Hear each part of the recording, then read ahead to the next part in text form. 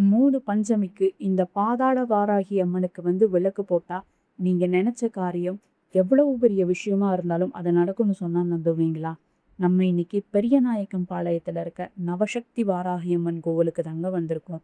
நம்ம கோவிலுக்கு வெளியே மிகப்பெரிய மூஞ்சிறு வாகனத்தோட விநாயக பெருமான் அமர்ந்த கோலத்துல காட்சி கொடுப்பாருங்க. விநாயகர் சன்னதிக்கு வெளியில இருக்கிற தூண்கள்ல அவரோட சிலைகள் மிக அழகா செதுக்கியிருக்காங்க. கோவிலுக்குள்ள நம்ம நுழைஞ்ச உடனே ஆஷாட நவராத்திரி விழாவுக்கான அறிவிப்பு பலகை இருந்ததுங்க. ஒவ்வொரு நாளுமே வாராகி அம்மனுக்கு ஒவ்வொரு வித அலங்காரத்துல கம்பீரமா காட்சி கொடுப்பாங்க. ரொம்ப சிறப்பா இந்த விழாவை இந்த கோவில்ல எடுத்து நடத்துவாங்கங்க. முதல்ல நம்ம பார்க்க போறது சங்கடங்களை தீர்க்கும் சனீஸ்வர பகவானோட சன்னதிங்க. இந்த கோவில்ல இருக்க எல்லா சிலைகளுமே சுமார் 6 அடி உயரத்துல மிக பிரம்மாண்டமா வச்சிருப்பாங்க. அடுத்து நம்ம பார்க்க போறது சனீஸ்வர பகவானோட ஃப்ரெண்டு பஞ்சமக ஆஞ்சநேயரோட சன்னதி தாங்க. அப்படியே அவரை வணங்கிட்டு கோவிலை நம்ம சுத்தி வரும்போது பார்த்தீங்கன்னா கன்னிமூல கணபதியோட சிலையும் இங்க இருக்குங்க. இந்த கோவிலை ரொம்ப நீட்டாவே மெயின்டைன் பண்ணிட்டு வராங்க. அடுத்து நம்ம அப்படியே கோவிலை சுத்தும் போது பார்த்தீங்கன்னா ஞானஸ்கந்தரோட சன்னதியும் இருக்குங்க. அடுத்து நம்ம பார்க்க போற 2 தெய்வங்களும் உக்கிரமான தெய்வங்கள்னு சொல்லுவாங்க. ஆனா இந்த கோவில்ல பார்த்தீங்கன்னா அந்த 2 தெய்வங்களுமே சாந்த சுரூபினியா அவங்களோட சிலைகளோட வடிவமைப்பு இருக்குங்க. ஒன்று துர்காதேவி சிலையும் இன்னொன்று பத்ரகாளி அம்மனோட சிலையும் தான்ப்ப. அப்புறம் நம்ம எல்லா கோவில்லையும் பார்க்க முடியாத கீதா உபதேசம் விஷ்ணுவோட தசவதார காட்சி இங்க ரொம்ப அழகா இருக்குங்க.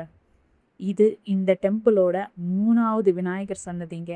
அவரை வணங்கிட்டு அப்படியே கோவில் பிரகாரத்தை சுத்தும் போது தக்ஷணாமூர்த்தி, லிங்கோத்பவர், விஷ்ணுவோட சின்ன சின்ன சிலைகளும் கோவில் பிரகாரத்துல வச்சிருப்பாங்க. இன்னொரு முருகப்பெருமானோட சன்னதியில அவரை வேண்டிட்டு அப்படியே வந்தோம்னா சபரிமலை ஐயப்பனே இங்க இருக்கிறாருங்க. இந்த கோவில்ல இல்லாத கடவுள்களே இல்லை. நம்ம இதுவரை பார்க்காத வித்தியாசமான பல தெய்வங்களை இங்க நம்ம பார்க்கலாங்க. இங்க இருக்கிற கால பைரவர் சன்னதியை பார்த்தீங்கன்னா நம்ம 2 விஷயத்த பார்க்கலாங்க. கால பைரவருக்கு கீழேயே ஒரு சிவலிங்கம் இருக்குங்க.